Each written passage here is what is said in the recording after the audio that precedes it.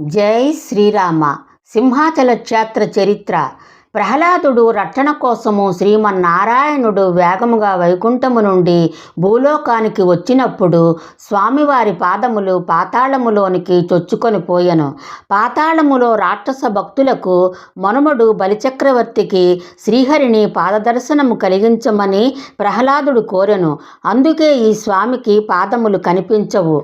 మరలా శ్రీహరిని ఈ విధముగా కోరెను. తన తండ్రిని చంపిన వరాహస్వామి తన తండ్రిని చంపిన నరసింహస్వామి కలయికతో దర్శనము కోరెను ప్రహ్లాదుడు. ప్రహ్లాదుని కోరికకు శ్రీహరి సింహాచల క్షేత్రమున వెలిసెను.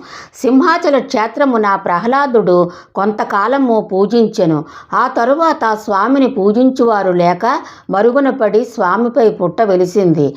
కొంతకాలమునకు ఉరూరవు చక్రవర్తికి స్వామి కలలో కనిపించి తాను ఉన్న ప్రదేశము తెలిపి పుట్టను తొలగించి ఆలయము కట్టించి ప్రతిష్ఠ చెయ్యమని ఉరూరవు చక్రవర్తికి కలలో చెప్పెను.